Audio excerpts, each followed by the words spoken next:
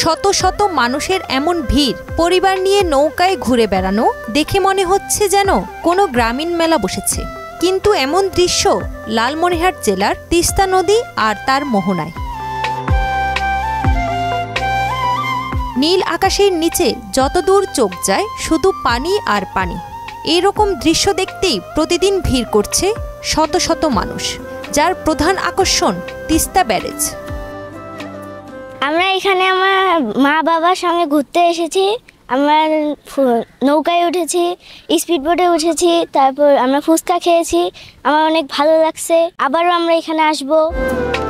লালমনিরহাট জেলার হাতীবান্ধা ও পাটগ্রাম এলাকা ঘিরে রয়েছে তিস্তার মোহনা। তিস্তা ব্যারেজের কলতানে মুগ্ধ হন পর্যটকরা। বিশেষ করে ছুটির দিনে নদীর জলে সূর্যের প্রতিফলন, সন্ধ্যা নামার আগে এমন দৃশ্য মন কেড়ে নেয়, যেন এক পলক না দেখলেই মন ভরবে না। তবে এই সৌন্দর্যের বিপরীতে আছে কিছু বাস্তব চিত্র।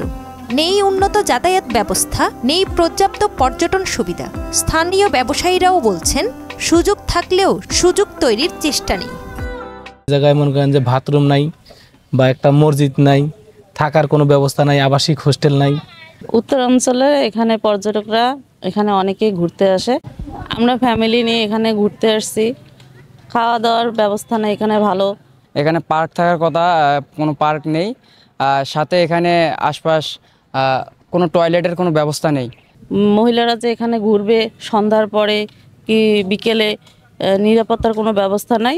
এমনিতেই সুন্দর পরিবেশ, কিন্তু এগুলো থাকলে আরও ভালো হতো। এখনই আমরা মাননীয় প্রধান উপদেষ্টার কাছে আবেদন জানাচ্ছি যে এই উত্তরাঞ্চলের এই তিস্তা ব্যারেজকে পর্যটন অঞ্চল হিসেবে ঘোষণা করা হোক। প্রাকৃতিক সৌন্দর্যে ভরপুর লালমনিরহাট তিস্তা মোহনা শুধু দর্শনার্থীদের নয়, পুরো দেশের জন্য হতে পারে আকর্ষণীয় পর্যটন কেন্দ্র। প্রয়োজন শুধু পরিকল্পিত উদ্যোগ আর রক্ষণাবেক্ষণ। উত্তরবঙ্গ কিন্তু আসলে কোনো স্থাপনা কেন্দ্রিক না। উত্তরবঙ্গের প্রত্যেকটি রাস্তা, প্রতিটি জনপদই কিন্তু হচ্ছে প্রাকৃতিক পর্যটনের জন্য একটি সম্ভাবনার ক্ষেত্র হতে পারে। গ্রামীণ জনপদকে গ্রামীণের মতো রেখেই হচ্ছে আমরা যেন ট্যুরিজম বিকাশ করতে পারি। লালমনিরহাটের তিস্তা মোহনার মতো স্থানগুলোকে ঘিরে ট্যুরিজম ডেভেলপ হলে বদলে যেতে পারে স্থানীয় অর্থনীতি। তাহসিন তারিন, মোহনা ডিজিটাল।